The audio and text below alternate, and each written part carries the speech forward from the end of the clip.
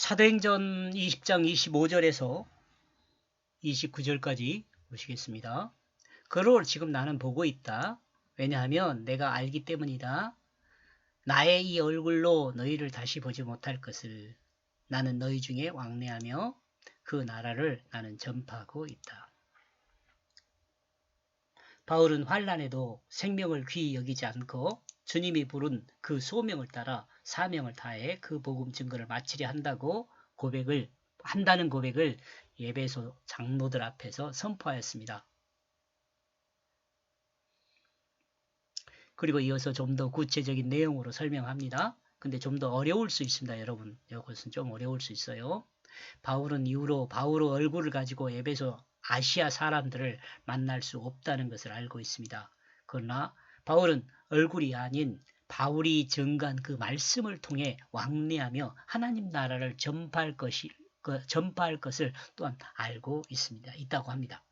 그렇죠? 전파할 것을 또한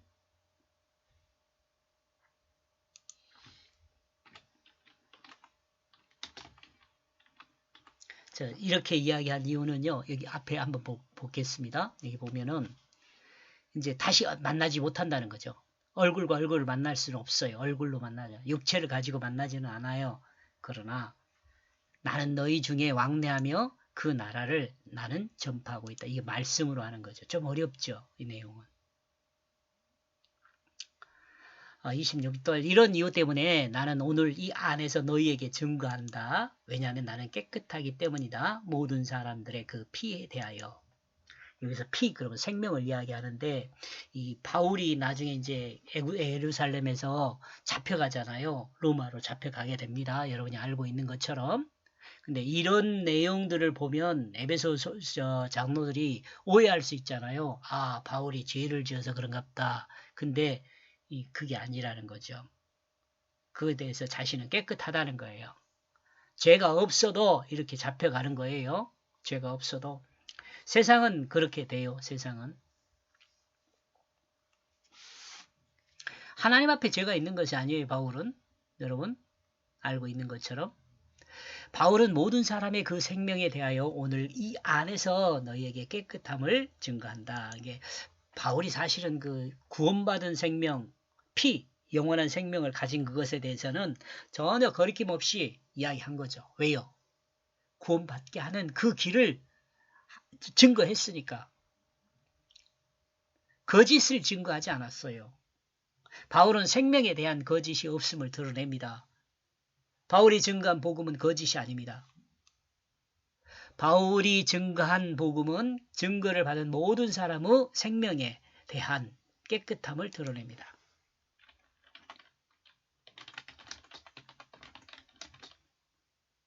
바울의 복음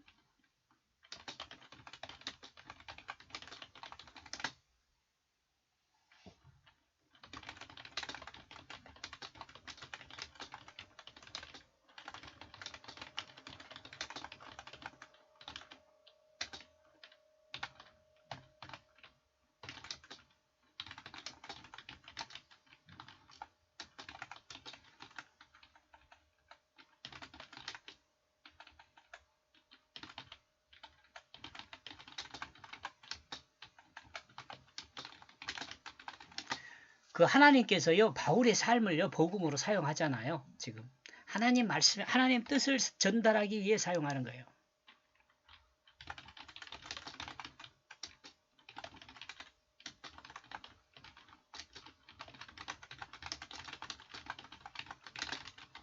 있죠. 이것이 성경이죠. 27절 그러므로 나는 꺼리지 않는다. 거부감을 느끼지 않는다. 그런 말이에요.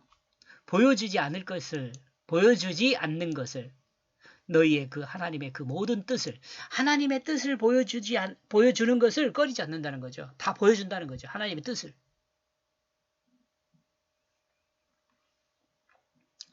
바울의 하나님이며 바울의 증거를 듣는 자들에게 하나님의 모든 뜻을 보여주지 않는 것에 대해 꺼리지 않는다는 거죠. 자, 여기서 조금 더 생각, 꺼리지 않는다는 하나님의 모든 뜻을 보여주지 않는 것에 대해서도 꺼리지 않는다라고 이야기하네요. 너희의 그 하나님의 그 모든 뜻을 보여주지 않는 것을 나는 꺼리지 않는다.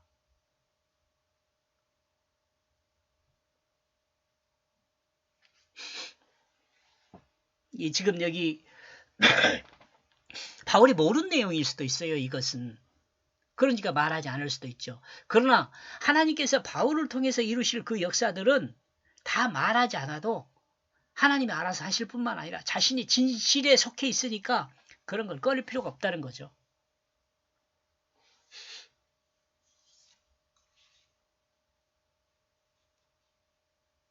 그렇다면 바울이 그 하나님의 그 모든 뜻을 아시아에 있는 그리스도인들에게 보이지 못한 것은 무엇일까요?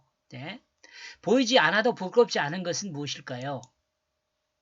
분명한 사실은 아시아 그리스도인들의 생명을 바울이 부끄러움이나 꺼림이 없다고 말함을 볼 때 생명에 아시아에 있는 그리스도인들의 생명에 바울은 부끄러울 것이 없어요.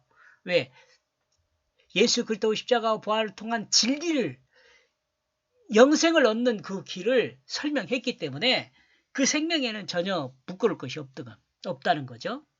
아시아의 그리스도인들이 구원받아야 할 하나님 백성이 되는 그것에 아무런 문제가 없다는 것을 짐작할 수 있죠. 십자가와 부활을 바울이 증거했으니까 그렇다고 볼 수 있어요. 28절 너희는 너희 자신에게 주목하라. 그리고 모든 양떼를 위하여 너희를 그 거룩한 그 영이 그 안에서 그는 그 하나님의 그 교회를 다스리는 자를 세웠다. 그 자신의 그 피를 통해 얻은 사람을. 좀 더 깊이 있는 말씀인데요. 좀 더 깊이 있는 말씀이에요. 이 말씀은 쉽게 넘어갈 수 있는 말씀이 아닙니다. 너희는 너희 자신에게 주목하라. 이 말씀을 듣고 있는 대상은 에베소 장로들입니다. 장로들에게 모든 양떼를 위하여 성령 안에서 살아야 한다고 말을 합니다. 그리고 성령 안에서 성령 안에서 양떼를 위한 삶은 그 하나님의 그 교회를 다스리는 자를 세우는 것이라고 말합니다. 하나님의 교회를 다스리는 자를 세우라고 말하는 거죠. 성령을 따라서. 누가? 장로들이. 그리고 이와 같은 삶은 예수 그리스도 십자가의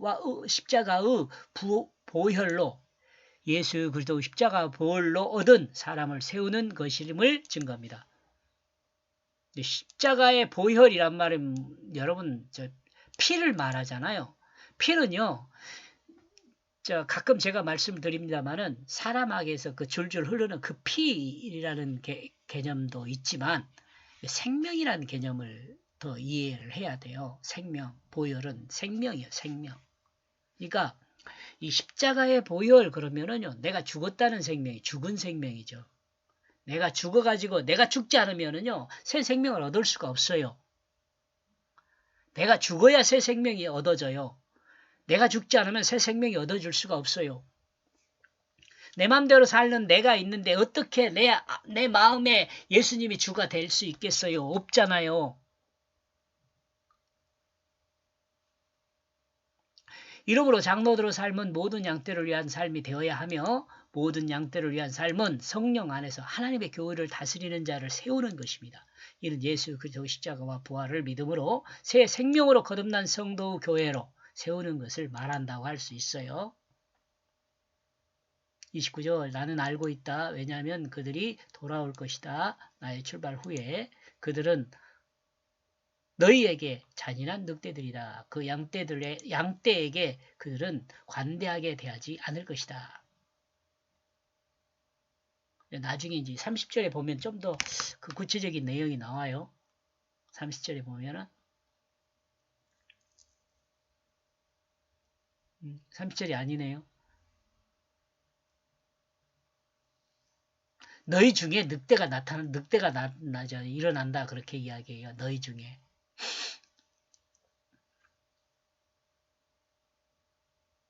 바울이 떠난 후에 그들은 그 양떼에게 관대하게 대하지 않는 잔인한 늑대들이 되어 돌아올 것이라고 예측합니다. 야, 그러네요. 여기서 그런가 보네요. 그 양떼들에게 그들은 관대하게 대하지 않을 것이다. 누굽니까? 그들은 너희에게 잔인한 늑대들이다. 나의 출발 후에 그들이 돌아올 것이다. 나는 알고 있다. 지금 여기서 너희 중에 란 말은 없는데 잔인한 늑대들이 나타난다는 것을 이야기하고 있죠. 여기서 그들이 돌아온다고 했는데 그들은 복음을 변절시킨 자들입니다.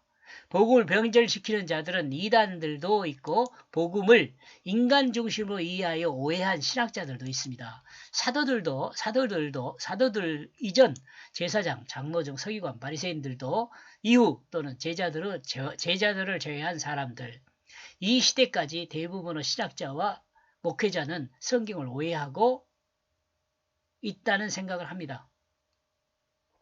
성경을 오해하게 하고 있다는 생각을 합니다. 성경을 잘못 해석하게 하고 있는 거예요. 성경은 하나님의 그 뜻으로 이해해야 하는데 인간 지식으로 이해하여 하나님의 뜻에서 멀어진 신학으로 정착되었습니다. 이는 신학하는 방식이 서기관들과 바리새인들을 따른 신학에서 바리새인들을 따른 그 신학에서 벗어나지 못하고 더욱이 철학으로 정리하면서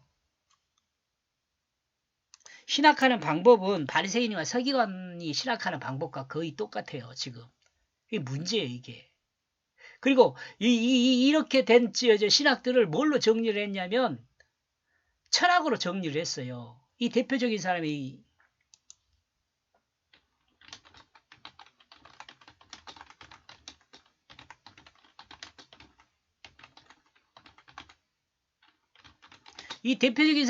토마스 아퀴나스잖아요. 저 신학대전 쓴 사람이요.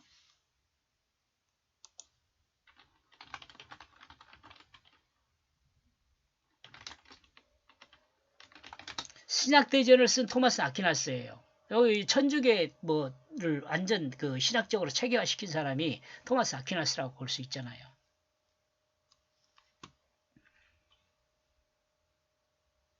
이름으로 신학을 배운 사람이라면 신학을 내려놓고 이 말도 여러분 한번 생각을 해볼 일이에요. 신학을 내려놓고 성경으로 돌아가야 한다는 생각을 합니다. 사람이라면 신학을 책상 아래로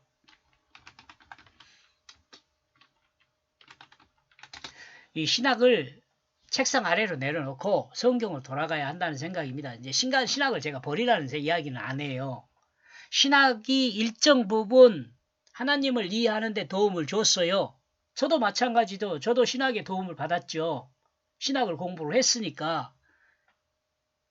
그렇지만 신학을 어느 정도 내가 공부를 하고 알고 있다면은 이제는 그 신학 체계에서 좀 떠나야 돼요. 그리고 어디로 가야 성경으로 돌아가야 돼요. 그 성경으로 돌아간다는 말이 루터가 성경으로 돌아가자는 말을 했잖아요. 근데 성경으로 돌아간다는 무슨 말이냐면 하나님 뜻으로 돌아가는 거예요.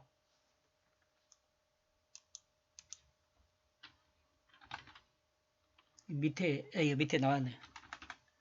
성경으로 돌아간다는 말은 인간의 언어로 된 인간의 이야기 안에 담아둔 하나님의 뜻으로 돌아가는다는 것을 말해요. 성경으로 돌아가는 것은 문자적으로 역사적으로 성경을 이해해가지고 그걸 성경으로 돌아갔다고 말하는 것이 아니고 성경으로 돌아간다는 말은 인간의 언어로 된 인간의 이야기 안에 담아준 하나님의 그 뜻으로 돌아가는 거예요. 여러분 하나님의 그 뜻으로 돌아가는 그건 뭐냐? 저는 진실한 사람으로 돌아간다라고 이해를 했어요. 진실한 사람이 되는 것으로 이해를 했어요. 하나님의 뜻은. 그래서 저는 가끔 이렇게 이야기해요. 그리스도인의 마음의 가장 기초는 뭐냐? 그리스도인의 마음의 기초는 진실이에요. 이걸 설명하고 있는가 모르겠네요. 인간의 지식으로 이해한 인간 중심의 성경 이해가 아닙니다. 성경은 하나님이 인간을 구원하기 위해 담아둔 하나님의 그 뜻을 이해합니다.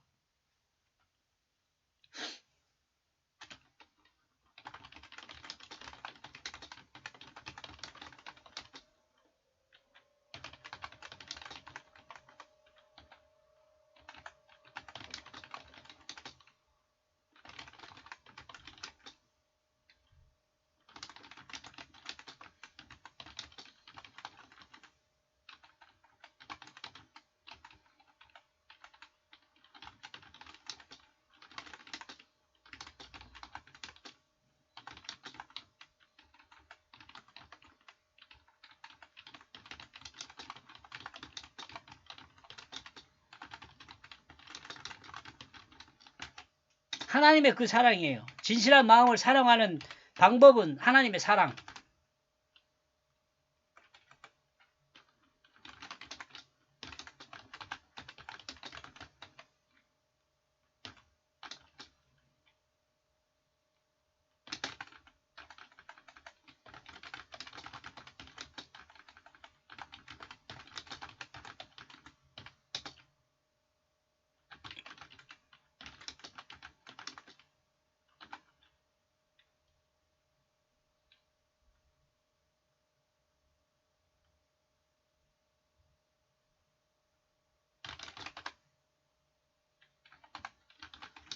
이렇게 진실과 사랑이 합해지면요, 섬김이 돼요. 섬김.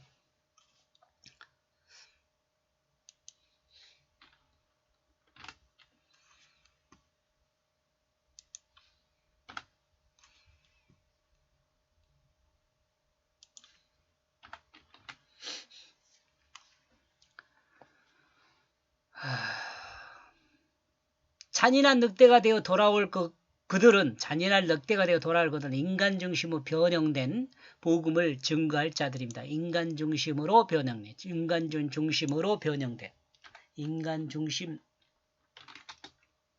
중심으로 변형된, 또는 뭐 이렇게도 생각합니다.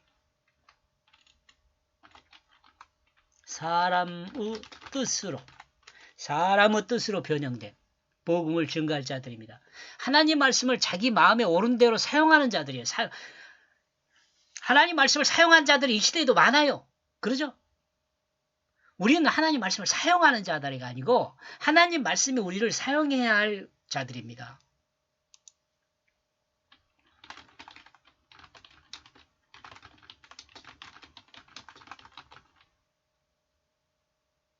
하나님 말씀에 의해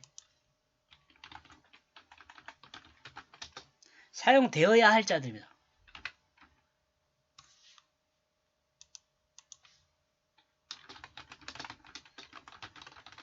그리스도인은요, 하나님 말씀을 사용할 자들이 아니라, 사용하는 자들이 아니라, 하나님 말씀에 의해 사용되어야 할 자들입니다. 사용되어야 할 자들. 하나님 말씀이 우리를 사용해야 합니다. 이들은 율법과 할례를 강조하여, 이거 누굽니까? 늑대들이에요.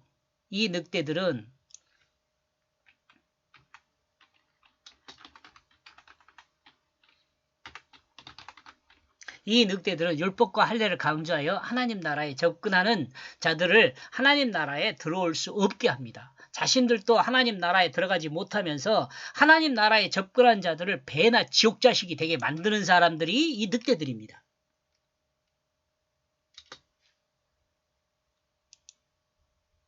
여기까지 보겠습니다. 고맙습니다.